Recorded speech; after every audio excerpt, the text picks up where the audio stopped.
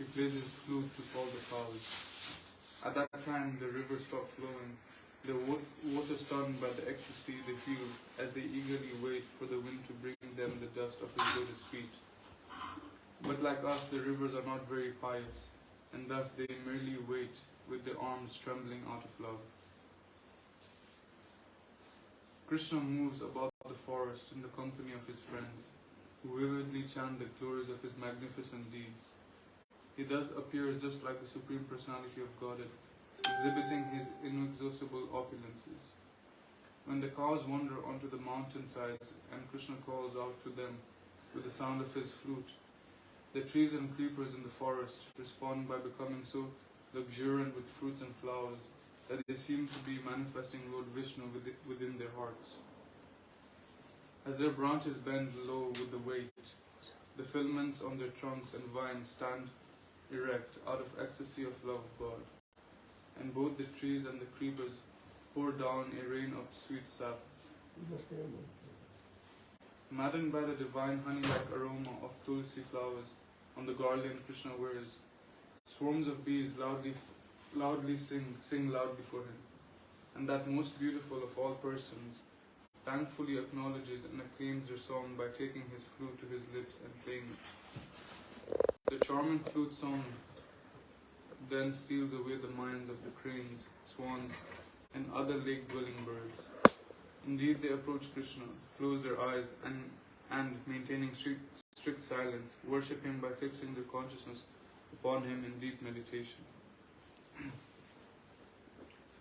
O Goddess of Vraj, when Krishna is enjoying himself with Balaram on the mountain slopes, playfully wearing a flower garland on top of his head, he engladdens all with the resonant vibrations of his flute. Thus he delights the entire world. At that time, the nearby cloud, afraid of offending a great personality, thunders very gently in accompaniment. The cloud showers flowers onto his dear friend Krishna and shades him from the sun like an umbrella. O pious mother, Yashoda, your son, who is expert in all the arts of herding cows, has invented many new styles of flute playing. When he takes his flute to his bimba-red lips and sends forth the tones of the harmonic scales in variegated melodies, Brahma, Shiva, Indra, and other chief demigods become confused upon hearing the sound. Although they are the most learned authorities, they cannot ascertain the essence of that music, and thus they bow down their heads and hearts. As Krishna strolls through Vraja with his lotus petal-like feet, marking the ground with the distinctive emblems of flag, thunderbolt, lotus, and elephant goad, he relieves the distress the ground feels from the cow's hooves. As he plays his renowned flute, his body moves with the grace of an elephant. Thus we gopis, who become agitated by Cupid when Krishna playfully glances at us, stands as still as trees, unaware that our hair and garments are slacking. Now Krishna is standing somewhere, counting his cows on a string of gems. He wears a garland of tulsi flowers that bear the fragrance of his beloved, and he has thrown his arms over the shoulder of an affectionate cowherd boyfriend. As Krishna plays his flute and sings, the music attracts the black deer's wives, who approach that ocean of transcendental qualities and sit down beside him. Just like us cowherd girls, they have given up all hope for happiness in family life. O sinless Yashoda, your darling child, the son of Maharaj Nanda, has festively enhanced his attire with a jasmine garland, and he is now playing along the Yamuna in the company of the cows and cowherd boys, amusing his dear companions. The breeze honors him with its soothing fragrance of sandalwood, while the various Upadevas standing on all sides like panegrists offer their music, singing, and gifts of tribute. Out of great affection for the cows of Vraja, Krishna becomes the lifter of Govardhan Hill. At the end of the day, having rounded up all his own cows, He plays a song on his flute, while exalted demigods standing along the path worship his lotus feet, and the cowherd boys accompanying him chant his glories. His garland is powdered by the dust raised by the cow's hooves, and his beauty, enhanced by his fatigue, creates an ecstatic festival for everyone's eyes. Eager to fulfill his friend's desires, Krishna is the moon arisen from the womb of Mother Yashoda. As Krishna respectfully greets his well-wishing friends, his eyes roll slightly as if from intoxication. He wears a flower garland, and the beauty of his soft cheeks is acquainted by the brilliance of his golden earrings and the whiteness of his face, which has the color of a bandara berry. With his cheerful face resembling the moon, lord of the night, the lord of the Yadu moves with grace of a regal elephant. Thus he returns in the evening, delivering the cows of Raja from the heat of the day. Sri Sukadev Goswami said, O king, thus during the daytime the women of Vrindavan took pleasure in continuously singing about the pastimes of Krishna, and those ladies' minds and hearts, absorbed in him, were filled with great festivity. Thus end the purpose of the humble servants of His Divine Grace, A.C. Bhaktivedanta Swami Prabhupada, the 10th canto, 35th chapter of Srimad Bhagavatam, entitled The Gopi Sing Krishna as he wanders in the forest. Should I continue, Maharaj? I finished 35. Should I continue to the next chapter? Yeah? Slaying of Arista, the bull demon.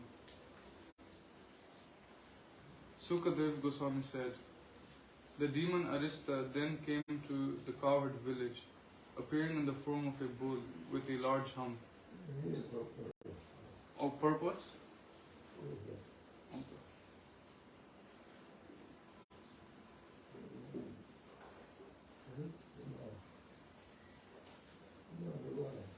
Rumal.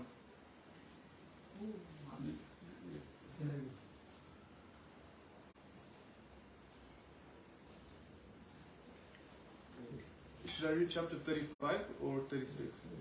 36 with the purports. Sukadev Goswami said, the demon Arista then came to the cowherd village, appearing in the form of a bull with a large hump. He made the earth tremble as he tore it apart with his hooves. Purport. According to the Sri Vishnu Puran, Aristasura entered Krishna's village at twilight, as the Lord prepared to dance with the gopis. Once, midway through the period of the dusk, when Lord Janardhan was eager to perform the rasa dance, Aristasura madly entered the cowherd village, terrifying everyone. Text 2. Aristasura bellowed very harshly and pawed the ground. With his tail raised and his eyes glaring, he began to tear up the embankments with the tips of his horns, every now and then passing a little stool and urine. Purport.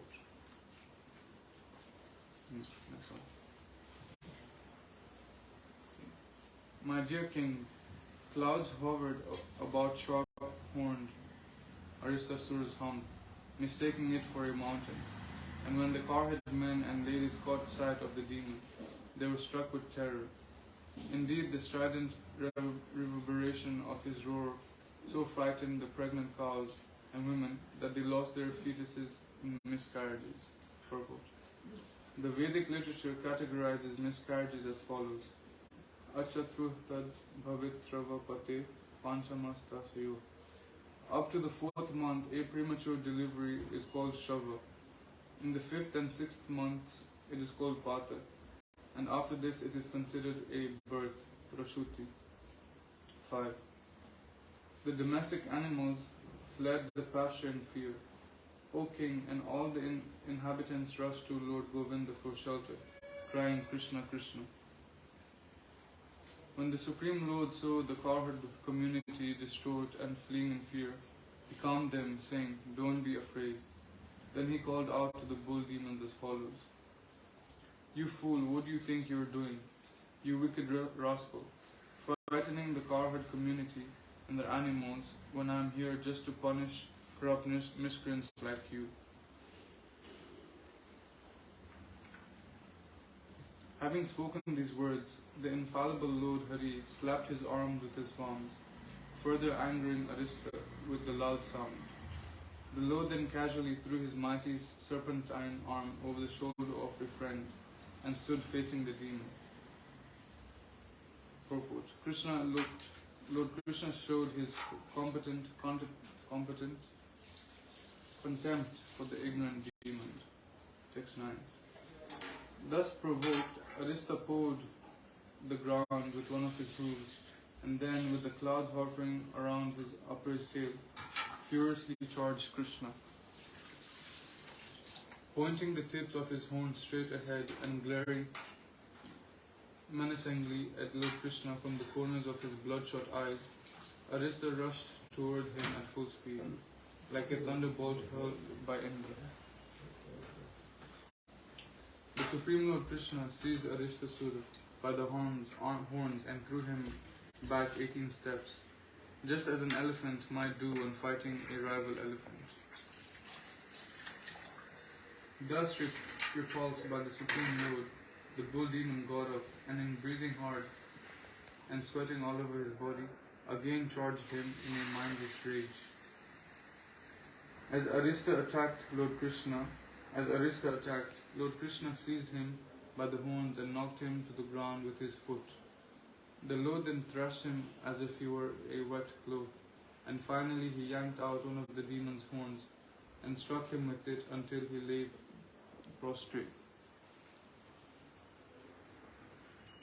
Vomiting blood profusely, excreting stool and urine, kicking his legs and rolling his eyes about, Aristasur thus went painfully to the abode of death. The demigods honored Lord Krishna by scattering flowers upon him. Having thus killed the demon Arista, who is a festival for the gopis, eyes entered the cowherd village with Balaram. Purport. This verse exemplifies the sublime contrast of spiritual qualities within Sri Krishna. In our 4-line verse, we simultaneously learn that Lord Krishna killed a powerful and wicked demon, and that his boyish beauty gave festive pleasure to his young girlfriends. Lord Krishna is as hard as a thunderbolt or as soft as a rose, depending on our attitude toward him. The demon Arista wanted to kill Krishna and all his friends, so the Lord beat him into a wet rag and killed him. The gopis, however, loved Krishna, and thus the Lord boyishly reciprocated their conjugal feelings. 16. After Aristasura had been killed by Krishna, who acts wonderfully, Narad Muni went to speak to King Kams. That powerful sage of godly vision addressed the king as follows. Purport. The term Deva Darshan can be understood in many ways, all of which are consistent with the context and purport of this narration. Deva means God, and Darshan means seen, or an audience with a great personality. Thus, Deva Darshan, a name for Narad Muni, indicates that Narad had attained the perfection of seeing God, that getting Narad's audience is as good as getting God, since Narad is a pure representative of the Lord. And also that Narad's audience is as good as that of the demigods, who are also known as the Devas. That there are all these meanings of the term Deva Darshan reveals something of the richness of the Srimad Bhagavatam's language. From the Purana Srila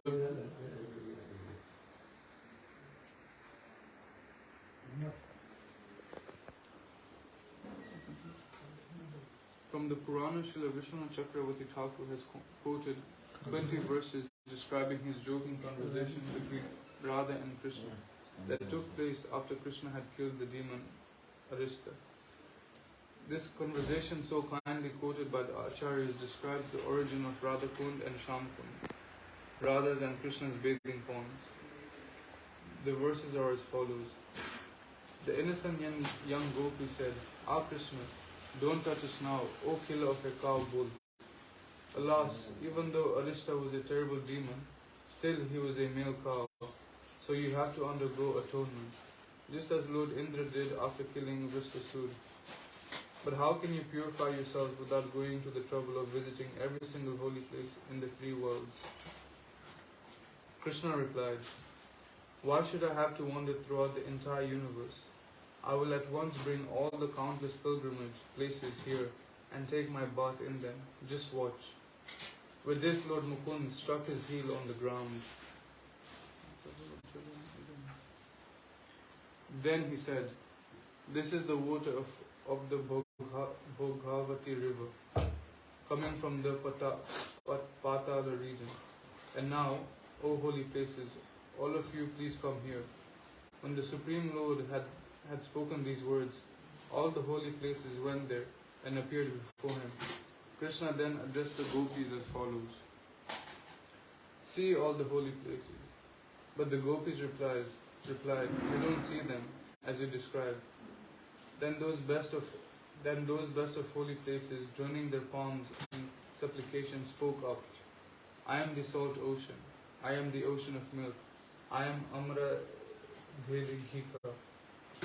I am the river Sona. I am the river Sindhu. I am Tamraparni. I am the holy place Pushkara. I am the river Saraswati. And we are the Godavari, Yamuna, and river rivers. And the confluence of rivers at Prayag. Just see our waters.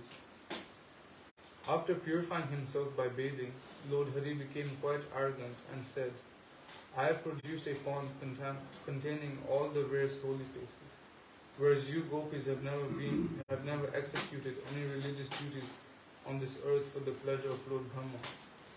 Then Srimati Radharani addressed her girlfriends as follows. I must create an even more beautiful pond, so go to work. Having heard these words, the gopis saw that Aristasura's hoof had dug a shallow ditch just west of Sri Krishna's pond. At that nearby spot, all the gopis began digging up lumps of soft mud with their hands, and in this way a divine pond manifested in that spot in that short span of an hour. Krishna was astonished to see the lake that they produced. He said, Go ahead, lotus-eyed one. You and your companion should fill this pond with water for mine. But Radha replied, No. This is impossible, since the water of your pond is contaminated by your terrible sin of killing a cow. I will have my countless gopi companions bring the pure water of Manasi Ganga here in billions of pots. In this way, I will fill this lake with my own water, and thus make it renowned, unequaled in the entire world. Lord Krishna then gestured to a heavenly personality who was an intimate associate of all the holy places. Suddenly that person rose up out of Krishna's pond and bowed down to the daughter of Sri Vrishabhanu, Radharani. Then with palms joined and tears pouring from his eyes, he began praying to her in devotion. O Goddess, even Lord Brahma himself, the knower of all scriptures, cannot understand your glories, nor can Lord Shiva or Lakshmi. Only Krishna, the supreme goal of all human endeavor, can understand them. And thus he feels obliged to personally make sure that you can wash away your perspiration when you are fatigued. He is always atoning your lotus feet with nectarian charu and yavaka and decorating them with ankle bells. He rejoices and feels most fortunate simply by satisfying the tips of the toes of your lotus feet. On his order, we have immediately come here to live in the most excellent pond, which he created by one stroke of his heel. But only if you now feel satisfied with us and bestow upon us your merciful glance, will the tree of our desire bear fruit. Hearing this prayer spoken by the representative of the full assembly of holy places, Sri Radha was pleased and said, so, kindly tell me your desire. Then they then told her plainly, our lives would be successful if we could come to your pond. That is the benediction we desire. Glancing at her beloved from the corners of her eyes, the daughter of Rishabhanu replied with a smile, please come. Her Gopi companions all agreed with her decision and became immersed in the ocean of happiness. Indeed, the beauty of all creatures, both mobile and stationary, was enhanced. Thus gaining the grace of Srimati Radharani, the holy rivers and lakes in Sri Krishna Kund forcibly broke through its boundaries walls and swiftly filled Radha Kund with their waters. Lord Hari then said, my dear Radha, may this pond of yours become even more renowned than mine. I will always come here to bathe and to enjoy my water pastimes. Indeed, this lake is as dear to me as you are. Radha replied, I will come to bathe in your pond as well, even though you may kill hundreds of Arista demons here. In the future, anyone who has intense devotion for this lake, which is on the spot where you chastise Aristasur, and who bathes on the or resides here, is sure to become very dear to me. That night, Lord Krishna initiated a rasa dance at Radhapur, generating a torrent of the greatest mood of splendorous pleasure. Sri Krishna resembled a cloud, and Srimati Radharani a brilliant flash of lightning filling the sky with abundant beauty. In this way, their divine glories permeated the expanses of the three worlds. As a final note, it should be mentioned that Narad Muni, being a great sage, understood that the killing of Arista more or less concluded the pastimes of Krishna and Vrindavan. Therefore, Narada, anxious to facilitate the transfer of Krishna's pastimes to Mathura, approached Kamsa and addressed him as follows. Narad told Kamsa, Yashoda's child was actually a daughter, and Krishna is the son of Devaki. Also Ram is the son of Rohini. Out of fear, Vasudeva entrusted Krishna and Balaram to his friend Nanda Maharaj, and it is these two boys who have killed your men.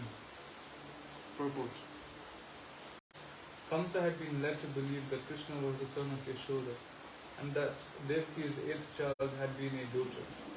The identity of Devaki's eighth child was extremely important to Kamsa, because a prophecy had foretold that their eighth child would kill him. Here Narad informed the king that the eighth child of Devaki was the formidable Krishna, this implying the prophecy should be taken very seriously. Having received this information, Kamsa obviously will now do everything in his power to kill Krishna and Balaram. Upon hearing this, the master of the Bhojas became furious and lost control of his senses. He picked up a sharp sword to kill Vasudeva.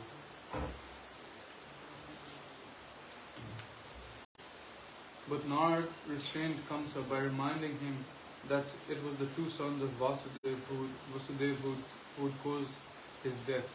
Kamsa then told Vasudeva and his wife shackled, then had Vasudeva and his wife shackled in iron chains. Purport. Kamsa realized that there was no use in killing Vasudeva, since it was Vasudeva's son Krishna and Balaram who were to kill him. According to the Acharyas, Narad also advised Kamsa that if he killed Vasudeva, the two young boys might flee, and that it was therefore better not to kill him. Rather, Narad recommended Kamsa should bring Krishna and Balaram to Kamsa's capital, city Mathura.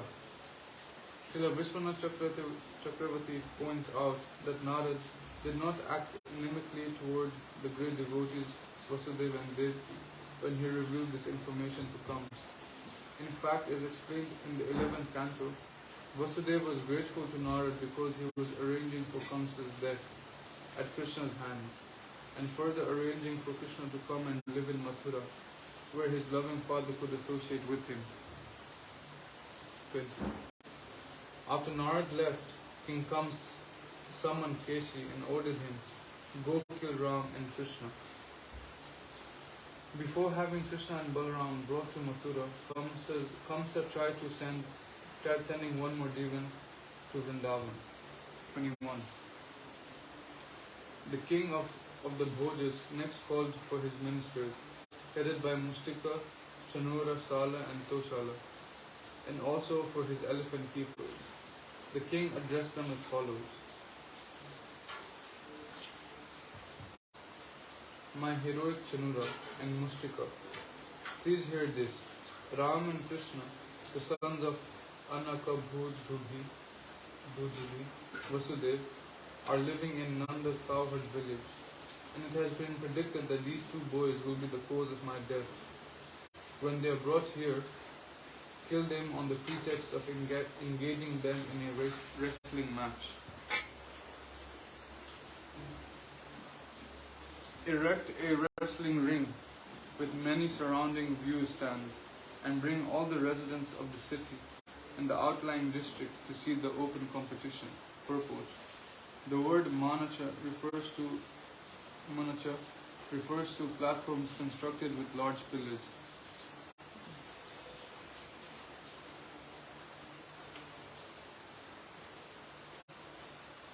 Jai Maharaj.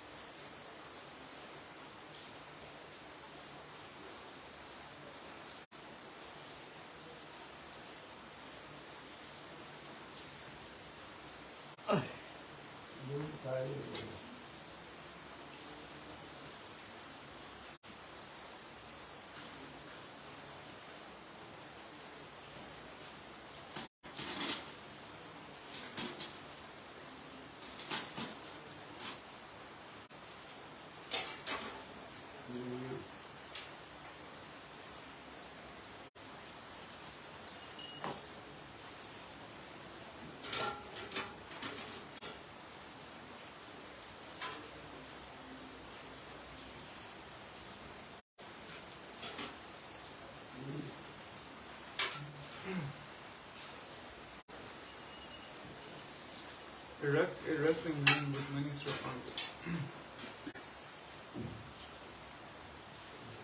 Kamsa wanted a festive atmosphere so that Krishna and Balaram would not be afraid to come. 25.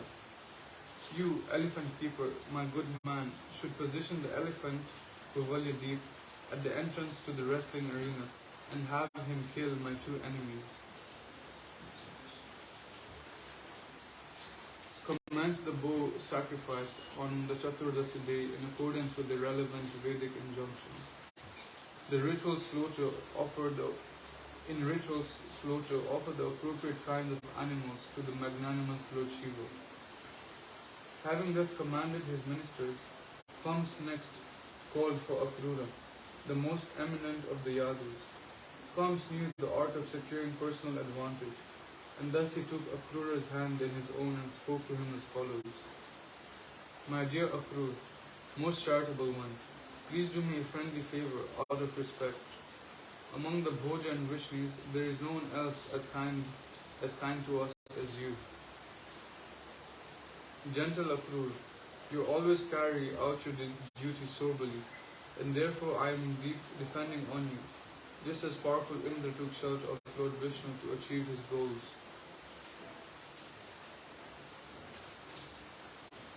Please go to Nanda's village, where the two sons of Anakadhundavi are living, and without delay bring them here on this chariot. Purport. Srila Vishwanath Chakravarti gives the following interesting note. When King Kams said with his chariot, he pointed with his index finger to a brand new attractive chariot. Kams thought that since Akrura was innocent by nature, when he saw this fine new vehicle, he would naturally want to drive it and quickly bring the two boys back. But the actual reason Akrura went on the new chariot was that it would have been clearly inappropriate for the Supreme Personality of Godhead to mount a chariot that had already been enjoyed by the wicked Kams. 31. The demigods, who are under the protection of Vishnu, have sent these two boys as my death. Bring them here, and also have Nanda and the other cowherd men come with gifts of tribute. After you bring Krishna and Balaram, I will have them killed by my elephant, who is as powerful as death itself. And if by chance they escape from him, I will have them killed by my wrestlers, who are strong as lightning. When these two have been killed, I will kill Vasudeva and all their lamenting relatives, the Vrishnis, Bhojas and the Dasarahas. Purport. Even today, there are wicked political leaders throughout the world who make such plans and even carry them out. 34. I will also kill my old father Ugrasen, who is greedy for my kingdom. I will kill his brother Deva and all my other enemies as well. Then, my friend, this earth will be free of thorns. My elder relative Jarasandh and my dear friend Vivida are all solid well-wishers of mine, as are Sambhara, Naraka and Bana. I will use them all to kill of those kings who are allied with the demigods, and then I will rule the earth. Now that you understand my intentions, please go at once and bring Krishna and Balaram to watch the bow sacrifice and see the opulence of Yadu's capital. Sri Akrura said, O king, you have expertly devised a process to free yourself of misfortune. Still, one should be equal in success and failure, since it is certainly destiny that produces the result of one's work. An ordinary person is determined to act on his desires even when fate prevents their fulfillment. Therefore, he encounters both happiness and despair. Yet, even though such is the case, I will execute your order. Purport. Srila Vishwanath Chakravarti explains that although Akrura said what Akrura said was courteous and encouraging, his hidden meaning was far different. What he really meant was this: your plan is not fit to execute, yet I will carry it out since you are the king and I am your subject. And in any case, you are about to die. Text 40. Sukadev Goswami said, having thus instructed Akrura, King Kamsa dismissed his ministers and retired to his quarters, and Akrura returned home. Thus end the purport of the 100 servants of the divine grace, Asa Bhakti Vedanta Swami Prabhupada, 10th Canto, 36th chapter of the Srimad Bhagavatam, entitled The Slaying of Other Spiritual Buddhas.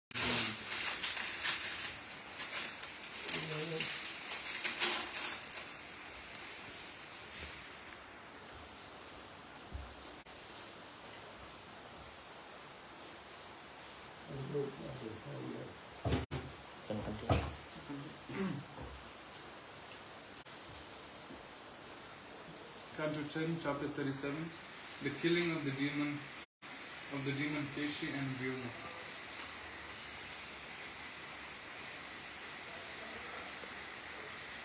Shukadev Goswami said, the demon Keshi, sent by Kamsa, appeared in Braj as a great horse. Running with the speed of the mind, he tore up the earth with his hooves. The hairs of his mane scattered the clouds, and the demigods' airplanes throughout the sky, and he terrified everyone present with his loud neighing. When the Supreme Personality of Godhead saw how the demon was frightening his village of Gokul by neighing terribly and shaking the cloud with his tail, the Lord came forward to meet him. Keshi was searching for Krishna to fight, so when the Lord stood before him and challenged him to approach, the horse responded by roaring like a lion. Seeing the Lord standing before him, Keshi ran toward him in extreme rage, his mouth gasping as if to swallow up the sky. Rushing with furious speed and unconquerable and unapproachable, horse demon tried to strike the lotus eye with his two front legs.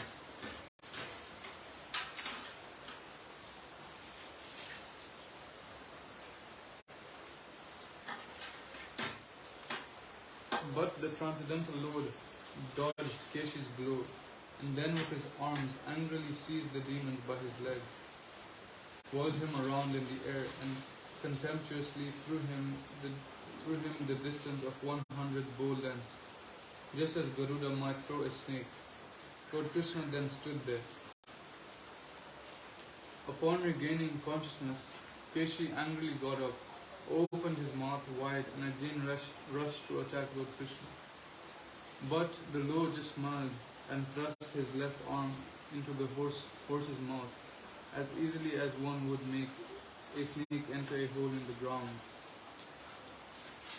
Keshi's teeth immediately fell out when they touched the Supreme Lord's arm, which to the demon felt as hot as molten iron.